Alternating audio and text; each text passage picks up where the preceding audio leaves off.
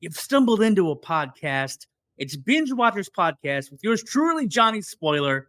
I only spoil the movies I love or movies that I have to talk about that week because I'm obligated to, because that's the way the show is. What? Going behind the scenes already in the first 2 seconds? Sorry. Joined as always by Jordan Savage, the Savage Scream Queen herself, and it's the Savage time of year. We're recording during the Halloween season. Everybody's watching horror movies. It's all about horror movies. There's nothing else. Overload until your eyes are bleeding. Let's go. Hopefully the algorithms will be okay with the fact that I said Halloween season. What else did I say? I think I said bloody eyes. Censors, get to work. It's a sexy, steamy episode. Deal with it. Yeah. So it's haunting and bloody. What else? We'll find out. We actually have a sexy sponsor on the show tonight in our new sex-positive universe that we're trying to tote out here. We have Adam and Eve sponsoring the show. What kind of costumes do they have for this season? I looked it up. They got a spellbound witch. They're about to sell out of the real MVP, which is like a sports theme. Sexy costume? sport. Yeah, like sexy referee. You're like a sexy ref. Yeah. Her eyebrows leaped off her forehead. So that's how steamy it is. And then hot in here, but hot spelled Haute, is their third top selling, and they're about to sell out. Why are we talking about costumes? Because it's Halloween. I went and pulled these Halloween consumer stats because I wanted to talk about the season a little bit. Yeah, even though it's a movie and TV podcast, and we're going to review some horror movies in 10 seconds, don't freak out. It's Halloween stuff. We wanted to bring it up and figure it out. So check this out. 54% of millennials are going to spend the most money this year of all the Jennies. 88% is women.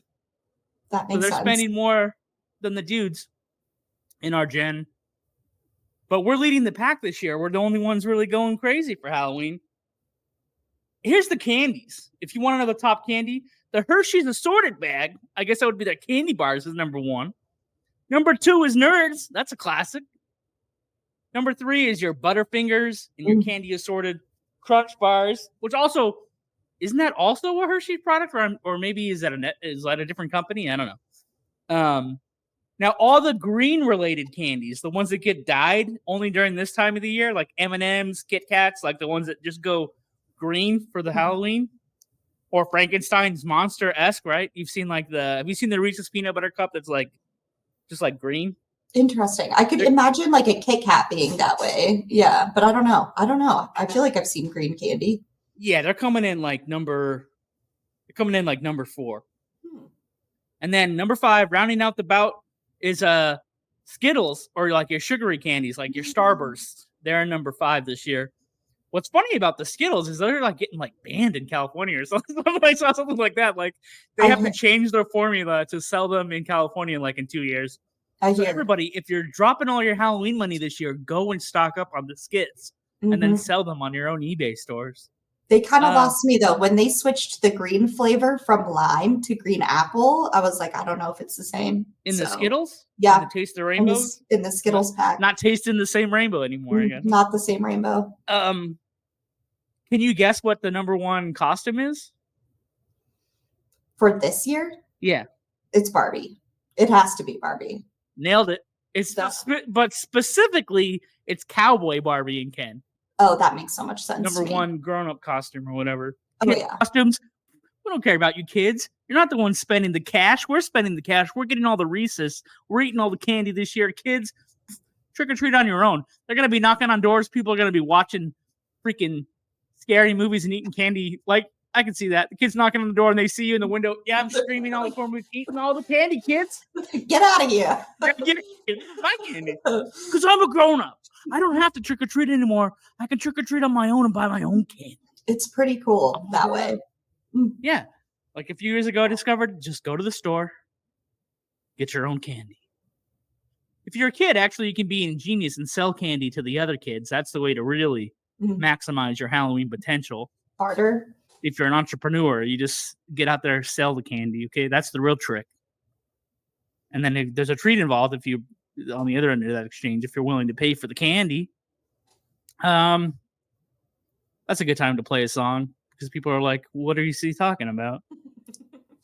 Crack open a cold box of wine or pour something cold on ice because it's the Binge-Watchers podcast.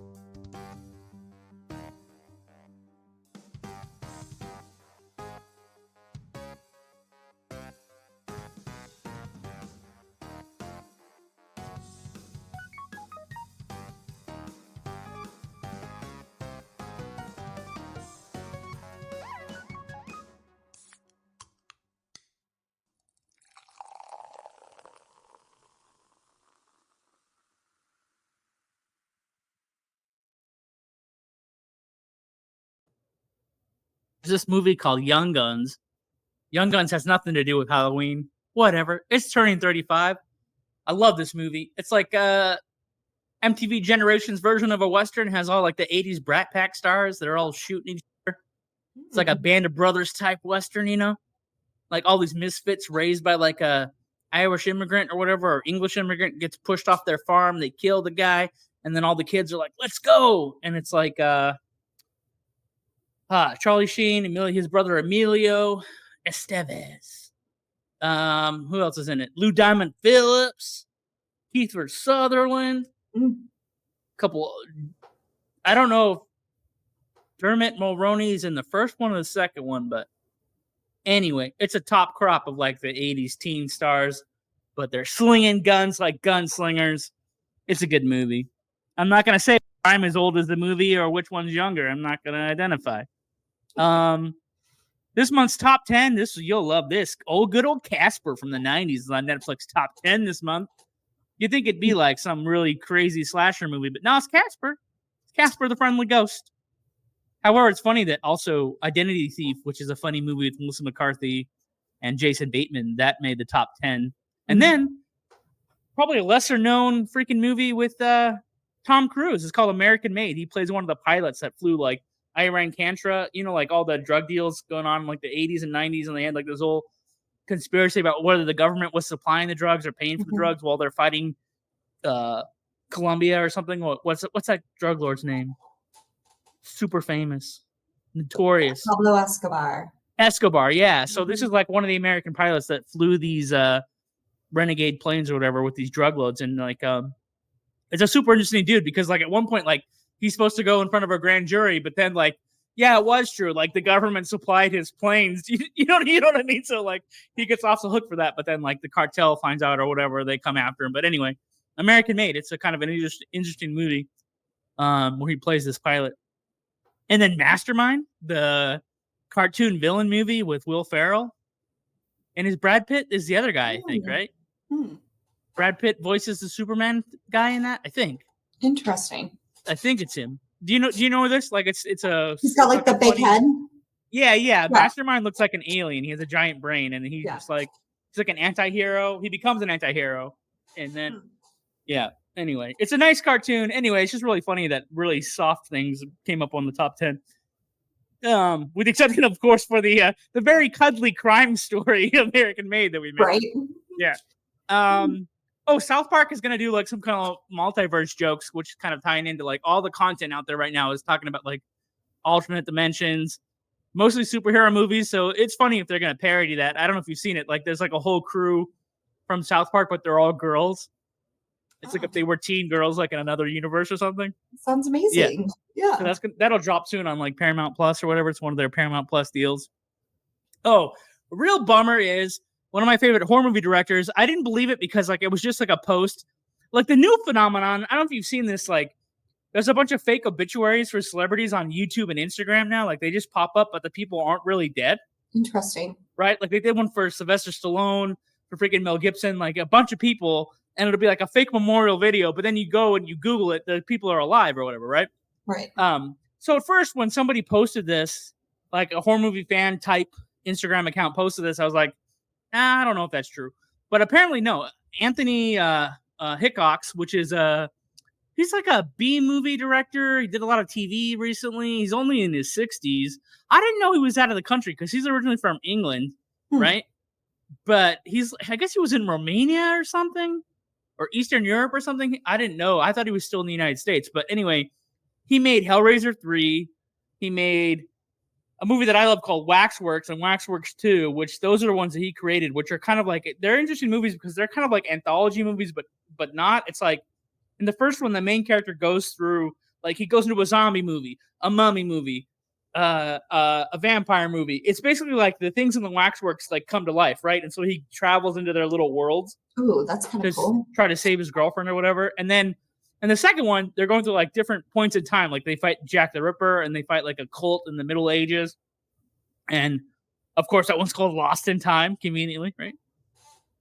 He's a guy that like, it's like his budgets were never that great. Like the movies are kind of cheesy, but in a good way. So like, it's definitely like, I don't think they made very much money when they were made for theatrical, so they were like discovered on videotapes later, or now like streaming or whatever. But I've always loved his movies, and like Hellraiser 3 is like one of my favorite. Is Hellraiser 3 Hell on Earth? It's pretty good. It has like the backstory of the original Pinhead character from the other two movies, and then Sundown Vampires in Retreat is kind of silly. It's like a comedy with vampires, where the vampires are the good guys, and at first Van Helsing is the bad guy, and then he becomes a vampire, and I forget who the actual villain is in there. And is it, I don't know. And they're trying to make artificial blood, like, because the vampires are becoming like domesticated, right? Like they have their own town. They're trying to be normal or something.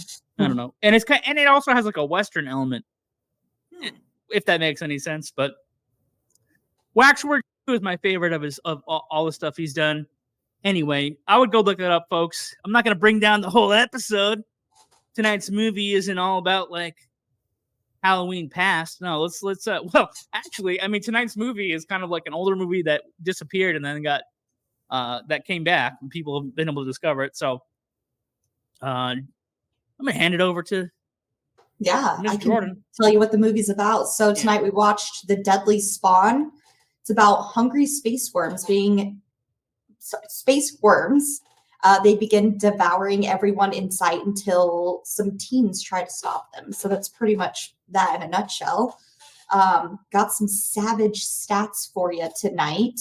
The mother spawn was constructed in the basement of effects artist John Dodds. However, no one took the creature's size into consideration. So when they had to have it on set, they had to cut off one of the creature's heads to get it in through the doorway and reassemble it on set. I mean, this thing's massive. It's pretty big. The effects of the mini spawn slithering across the floor in the basement was achieved by cutting an S wriggle into the floor and pulling the spawns along underneath the floor. And they kind of make this like little, very almost cool, fishy like, movement. Yeah. Practical effects are always better. You know, it's funny. Well, there they wasn't pull really them any off. CGI at the time, right? Either. So like, Right. I mean, they were kind of forced to do it, but it's still better somehow. I think so too. Like you achieve such an authentic effect by doing something like this. And these like creatures are absolutely terrifying. So, in some territories, the title was changed to Return of the Aliens, The Deadly Spawn, or The Return of the Aliens, Deadly Spawn, in attempt to cash in on the worldwide success of Ridley Scott's 1979 film Alien. You can see how that would be a trend. Trying to cash in on Alien success. Yeah, it's like the trendy thing, you know? That makes sense. Like all the B movies would be released. Oh, drop Alien in the title. Adventure of the Aliens. Adventure of the Aliens. Make sure Aliens out there on the poster. Oh, man. The 1990 film Metamorphosis, the alien factor was released as The Deadly Spawn 2 in Asia. So, a little piggyback there as well. But that's it for the Savage Stats. So we'll be right back with our favorite bits from The Deadly Spawn right after these messages.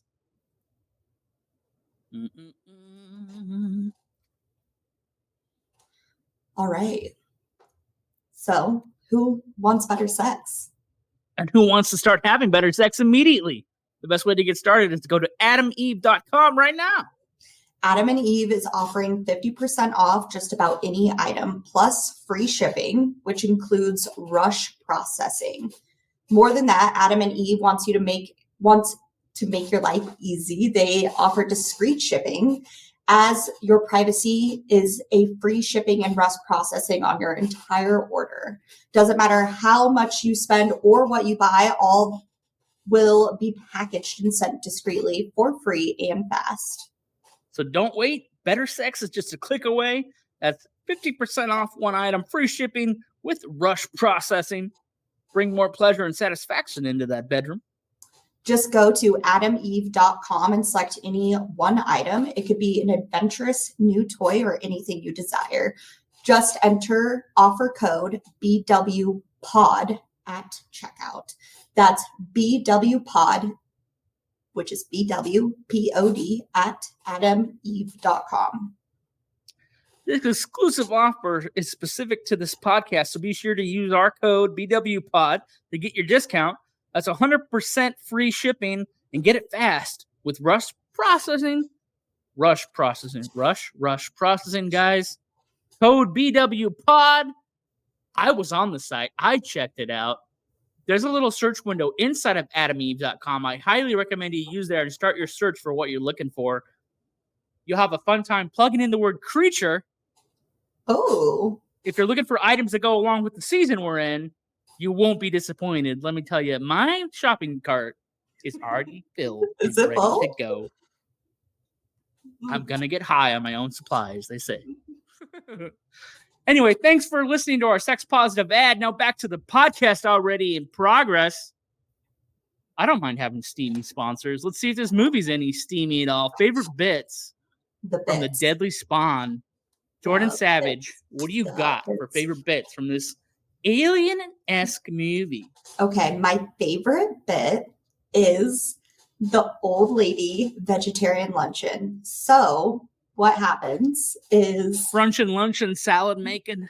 Yeah, crawls in there. The green sauce. I feel like too that's such like kind of like an old lady thing to say, is just like the color of the sauce and then call it sauce, like the brown sauce or the green sauce. But what happens in the movie is the aunt goes over to grandma's house and is having a wonderful vegetarian luncheon with grandma and all of her other, old Betty friends. And, they're making their little lunches, and it's just like, you kind of feel like you're there in the moment. Like if you were a fly on a wall in one of these luncheons, this is exactly how it goes down. This is funny. So Jordan is excited and wants to be included in the bruncheon. And at this point, I'm tuning out. Like at the old lady brunch, I'm like, okay, I don't care what the ladies in the neighborhood are doing. I'm out. But that's why it gets so funny, is because it's like so perfect. This is exactly like what would happen at one of these events. And then, of course, you see one of the creepy crawlers like crawls into the green sauce and gets mixed in. And like, the baby spawn. Crawls the baby spawn gets into the salad mixer or whatever. Gets into the mix, gets into the food processor. They all eat it, and then all hell breaks loose. And then you have literally whatever you want to call them. Yeah, spawns just like sucking on the walls and on the carpet. And it's just like mass chaos. And these ladies are just like flipping out.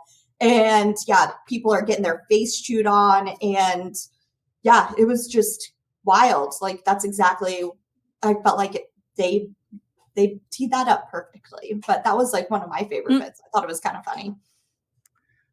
So my favorite bit is two parts. So the second kill in the movie is there's a couple that wakes up when they hear the ruckus of I don't know. So first the asteroid comes down, whatever crashes, that's a noise in the neighborhood. And it really concentrates on like a group of people that live in like a cul-de-sac or something, like next to the woods where the thing crashes. And it's like these 4 or 5 houses. And they take over one house, obviously, where they're all growing from. And then the one couple wakes up, and then of course the wife is dressed in literally like the negligee is like it's like transparent. I don't know. It's veil thin or whatever, right? So I'm like, where is this movie going? But then like the husband gets eaten, then she stumbles into the basement. But then the way they do the makeup effects where they like peel off her face, I was like, oh, this is a killer kill. Like this is a favorite righteous kill right here. Like they peeled her apart before they ate her, which I thought was pretty interesting. Like peeled her like a banana. And then spoiler alert, there's a surprise ending. There's a twist at the end, which if you're tuning out from the brunch scene that Jordan mentioned and you get to the end, there's just a little bit of a taste of something that brings you back in. And like there's like a horror movie kid who's younger than the other teens, and then the teens are trapped in the main house, and they're all like, at one point they're wondering where the younger one is, but he's already like in the basement with one of the creatures or whatever. Yeah. But they're trying to figure out like what's going on or whatever. What's real funny about having a sponsor like Adam Eve on this show is the fact that the aliens are kind of penis shaped. They like are giant penis worms. It's a massive penis. But a penis with teeth. Like a penis. If you Google it online, that's what a lot of people are talking about. Like, hey, have you seen this movie with the penis aliens? Perfect timing. Going back though to your first favorite bit, what I do like is that Mom's face gets like even more scary when the boy gets locked like kind of down in the basement with the creature. Yeah. Because they're like continuing to like essentially eat all the flesh off her face. And I thought that was a really cool part too. Like her face just continued to get super spooky. But yeah. I didn't tell them what happens at the end. Okay. Yeah. So the way we rate movies on our show, if you've been listening or tuning in previous episodes, it's like this. We created our own rating system, and you're like, why would you do that? There's already a rating system. Forget your tomatoes. Forget your 1, 0 through 10s or 5 stars. It's binge now, binge later, or binge never. It's pretty simple, folks. It's literally, should I watch it now? Should I get around to it because it's interesting? Or should I never not waste my time? I can't get the time back staring at the wall, watching the paint dry. And so let's see where we land with this movie. I would say a binge later for me. Like it was definitely interesting. And of course, you're right. There's like some slow moments, but like, you know, we've talked about it before, you know, the physical effects are pretty cool. And yeah, I mean, the monster is terrifying looking too, you know, it being just this massive penis with teeth, but you know. Well, according to Jordan, tune in for the brunch. And I thought it was hilarious. actually, and the penis monsters are cool. But I still rate it as a binge never, because I feel like if you get a stack of movies, and when there were video stores, you would walk in, you would get a stack of movies, and you just like, you're trying to go on theme, so it's Halloween season, so like scary, put them all together, you're gonna get a dud. If you're watching 3 or 4 movies, you're gonna end up with a dud. This movie has been floating out there forever. Like I said, it wasn't available for many years, and then they just now got it available to other people. People have been talking about it. It is a favorite of some other people, like has a cult following. I was like, yeah, okay, eventually I'll get around to this Deadly Spawn. You know, buddies have talked about it in the past. It's early 80s stuff. And I'm like, oh, it's a dud for me. Like, it's just not fascinating enough. The aliens aren't, well, that's the saving grace, if you like it at all, is the monster design. They're pretty cool. The fans have been loud and obnoxious over there on YouTube, but they said some nice things. They said they love their dynamic duo. And I just feel like I'm singing our praises, but that's exactly what it is. The fans are chiming in on YouTube. One of them didn't understand we were talking about a horror movie, and they thought we were really talking about cannibalism. And I was like, no, it's I literally quoted a horror movie poster. I think the original Last House on the Left, the advertisement was, just keep telling yourself this is only a movie. It's only a movie. It's only a movie. I wrote back to this person like, hey, it's a horror movie review. It's only a review of Texas Chainsaw Massacre. We're not barbecuing people in Texas, you know. But other than that, they said like, oh, this is a great channel. Glad I stumbled on it, whatever. So it's been a pretty positive week over there on the YouTubes. And Jordan's already said that the favorite way to consume podcasts for her is the YouTubes. I do like it. I mean, get a little something so visual. Modern. However, we've discovered that if you're in a hotel that likes to crack down on the internet, you can't even watch the YouTubes and other channels. What are you going to do? Hopefully you can get to adameve.com and get our amazing offer. Unless you've got like internet Nazis locking you down. Yeah. Staff picks. If we watched anything else, we actually have some exclusive access to what Screambox is doing for the Halloween season. So we watched this movie, Shaky Shivers. Let's see. After a theatrical engagement last month, Screambox is going to load up Shaky Shivers on October 17th. The way they describe it is, embark on a camping night of werewolves, zombies, and ice cream in the 80s-inspired directorial debut of Fast and Furious franchise favorite, Sung Kang. Who played Han, who were like, is Han dead? Is Han alive? And they brought his character back because he died in Tokyo Drift, which, by the way, is the best Fast and the Furious movie. And it's really a standalone, but I think it's the best one, where they made like 10 of them now. But I digress. We're not here to talk about Fast and the Furious. We're talking about Shaky Shivers, which is a milkshake, as it turns out. Spoiler alert. It's a milkshake. Right. I was going to be greedy and just jump into my favorite bits, but I'll back up. It's Jordan's turn. I mean, you kind of alluded to a bit of my favorite bits, right? Like you just said, a shaky shiver, it ends up becoming a milkshake. And like in the movie, she's rattling off all of these ideas, air quotes, ideas that she has. but they're real things for us. Like in this day and age, you know, she's talking about like, Oh, the movie's set in the 90s. I guess I should say right, it too. It's like, right. So it's set in the 90s, and she's talking about like, she creates ride sharing. Yeah, ride sharing. She creates like ride sharing, and then there was another one too. Like that was really, really funny. Oh, I just thought it was hilarious. She listed off like 3 different ones that are like actual inventions that happen like now in today's age. Yeah. So thought that was funny. And then I really liked, what is his name? Is it Bob? He's the, you know, owner of the ice cream shop that they work at. But who's obsessed with Bigfoot. He's obsessed with Bigfoot, and he gets to see it finally, and he gets to move on with his life. Oh yeah, that's kind of a big makes part an of it. appearance in Act 3. But that's not in the description. Werewolves and zombies. It doesn't mention. It does not. It doesn't mention them. There's all the creatures, though. Yeah, all the creatures. There's a witch who has some beef with the ice cream people. I don't remember the name of the girl who's supposed to be infected and be a werewolf, but the other girl's name is Karen, and they kept making Karen jokes. Again, as you said, pulling on pop culture. Lucy? Yeah. Okay. Lucy. There's a great line in this movie where it's let's see. I wrote it down. Oh, can you find a spell to turn you into a dildo so I can shove you up my ass? So they have a trapper keeper, which is also a popular 90s thing. All the kids, you know, to be cool, you had to buy a trapper keeper. What is it? It's a plastic folder that is zipped together with Velcro and had different pockets inside. So they brought that back to be a spell book or whatever that the kids had gathered at this. So here's the setting, folks. A haunted summer camp where there's all these mythological stories of monsters and murders, but then some of the local kids who were a cult or something gathered up the witches' spells and put them in this trapper keeper. I don't know. But the stuff works. I mean, at one point we get the Karen zombie looks dope. That was my other note, was like the zombies are like weird, like mossy tree growth, decayed creatures. It's pretty cool. Not your average zombie for sure. Yeah. So if you had to use our rating scale, binge now, binge later, binge never. It was a binge now for me. It was super cute. I really liked it. Yeah. It's a little PG-13 for my taste, but there is some ridiculous stuff that happens. Like in the first, I asked Jordan if the first 10 minutes was interesting because she watched it at 2 different times to get ready. And you didn't mention that in the first 10 minutes, they shoot their friend in the face who's dressed as a fake werewolf.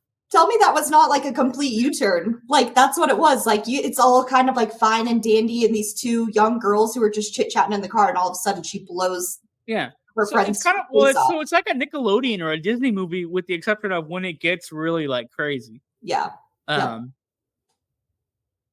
then accidentally bringing your friend back with a zombie spell. If I say much more, I'll ruin the whole movie. However, I think you can get the Screenbox app or whatever and watch this in a couple of days. I mean, it's definitely a departure from last week when I tore apart a Screenbox movie. So I can 100% endorse Shaky Shivers if you're looking for something entertaining. And honestly, of the 2 movies we watched for this show, I like Shaky Shivers more than Deadly Spawn. Same. Wow. We really cranked through it. We did. Did you watch anything else, or are we just going to talk about that one?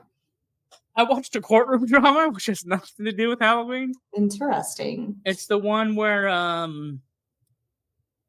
Jamie Foxx, he's playing like a personal injury lawyer that's really famous, but then helps out a businessman, an older businessman, played by Tommy Lee Jones.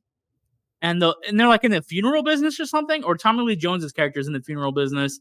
And then a corporation in Canada threatens his business, and then like doesn't like kind of tries to back out of a contract that would basically make his business go bankrupt or whatever. And then the other attorney, who's like one of these famous ambulance chasing TV attorneys, is like, finds himself having like a real case. You know what I mean? Like, but the stakes, gosh, the stakes aren't high enough because who are you supposed to care about? Like, even the funeral director, first of all, it's a morbid kind of business, right? Like he profits off the dead anyway.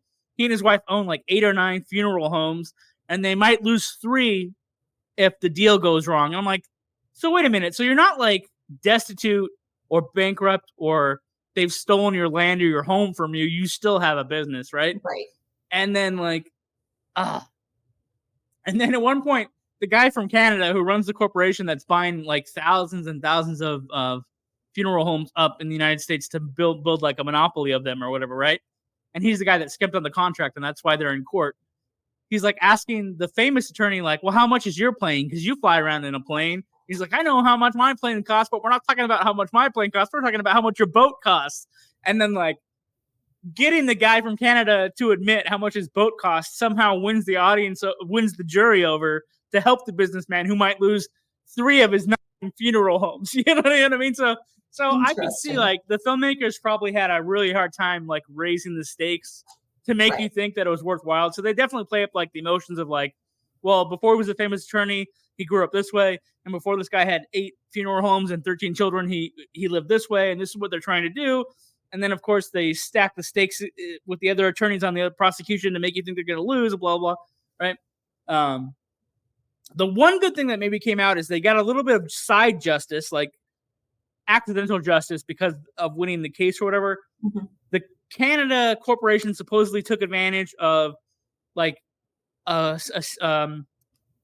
don't know, a corporation of churches, of black churches, and then, like, they were going to teach them how to be salespeople so they could sell coffins to their own people as they died in the church. Like, the families, if they lost a loved one, they would go buy the funeral home from Canada as, like, coffins. Mhm. But then they were jacking the price. Like, they were doing 3 or 4 times in these low-income areas. So, like, again, side justice, but not the main, like, that's not the main story, but they cram it in. So it's kind of like saying, like, actually, why didn't we go make a movie about, like, this? You know what I mean? But it's this other thing, big stars. It's on Amazon Prime, of course. But I'm a sucker for a courtroom drama. It's like my little genre that I love. Yeah, I know. You do love those. You do. Well, probably because it's like speeches. Maybe it's as close to theater as you can get in movies, because you're gonna have, like, people, they're gonna do, like, little like diatribes. They're gonna have little tangents. They're gonna have, what are they monologues. There's gonna be like 4 or 5 monologues crammed into 2 hours of movie, and then obviously it's like a mystery too. It's like, well, what's gonna be the thing? Did they win or lose the case? Like, what transpires? Yeah. And I try not to look up the true story. You know what I mean? So because I'm gonna, like, then I'll you know want the ending, you want the ending for mystery. myself. Yeah. I watched In the Earth. That was pretty cool. I forget where I watched it on, but recognized a couple of the actors from Game of Thrones. That's the horror movie one, right? Mm-hmm, Again, isn't that another type where thing crashes in? Yeah, so it's, like, pretty much about, like, in this, like, in the world at that time, it's like would be present day. Like, there is kind of like a pandemic going on, but they are in this forest essentially to, like, do some sort of research, right? Because this forest is, like, super ancient and mysterious. And so essentially they go into the forest to go find this researcher who's been there doing all this testing. And as they get into the forest, they find out that there are really mysterious things going on. And so they come across a guy, and you kind of find out that they think of the forest as, like, this being that they're trying to communicate with. And it gets pretty wild. So I would watch it. I recommend it. You wonder what's going on. It's pretty gruesome too. There's a little bit of, like, body horror, whatever you want to call it. You know, people are getting injured. It's pretty gruesome like that. And then there's this, like, big sort of acid trip scene towards the end. So if that's something that interests you and the visuals would be, you know, right up your alley, I would definitely recommend it. But the storyline I really liked. So nice. Yeah, those. It sounds like it's on theme for Halloween season. Yes, it is. It's spooky. Okay, so for next week, actually, one of my favorite actors, I think he's British, Roddy McDowall. He's in the original Planet of the Apes movies, plays one of the apes, plays Cornelius, and I think he plays Cornelius' son as well. He's in, like, all the original 60s ape movies, but he's also Peter Vincent from Fright Night. He's the host of, like, a horror movie show, and this is the 80s movie where he helps the kid fight the vampire who moves in next door to him. So that's a classic movie, Fright Night. Look it up. Anyway, Roddy McDowall is a doctor who's, like, experimenting on chimps. I don't know exactly. It's called Shockma. This is one of the only killer monkey movies that I haven't seen. However, based on the fact that Deadly Spawn turned out to be a dud, I'm worried that this Killer Monkey movie is also going to be a dud. But again, if you have a stack of horror movies, or just like eating slices of pizza, gotta see them all, gotta watch them all. It's that time of the year. What are you gonna do? It has Tina from the original Nightmare on Elm Street, so that actress, whose name is escaping me, but she's in the movie. And then we have access to an extreme Japanese horror movie called Door, which is also coming out on Screenbox, and maybe we'll have a review of that. But that's it, folks. So next week, tune in for Shockma. It actually will be like I think this episode gets... No, wait. We might have one more before Halloween. We're getting close. We're getting close to Halloween actually being upon us. Dun, dun, dun. I can't believe it's halfway through the month already. Wow. The whole year gone by. Seriously. Zippity-doo-dah. Jordan told me something funny. Sometimes we have these totally scandalous, questionable episodes, and how would that lend to awkward family dinners or visiting friends? Yes. Somebody in real life had mentioned, oh, by the way, Jordan's a podcaster. You should check out her podcast. And then what happened? Did you completely turn red? Sirens going off in your head about which episode are they going to listen to? Oh, please.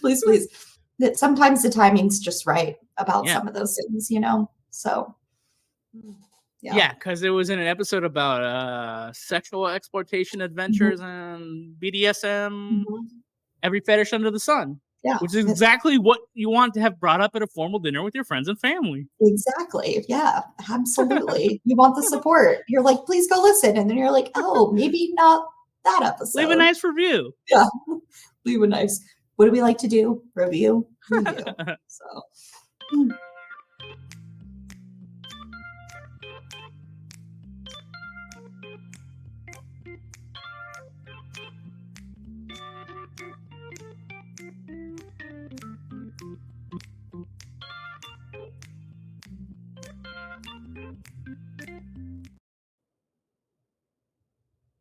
And this girl, Jordan, she's like the cousin's roommate's friend's across the street's brother from college. She came to this dinner, okay? It's like a family dinner. Everybody was there. And they go, she has a podcast. And then I looked it up, and girls' nipples are choking dads? What is this show about? Yes. 5 stars. Oh, still got 5 stars. Still got it. Was that a pretty accurate portrayal of your weekend in Maryland?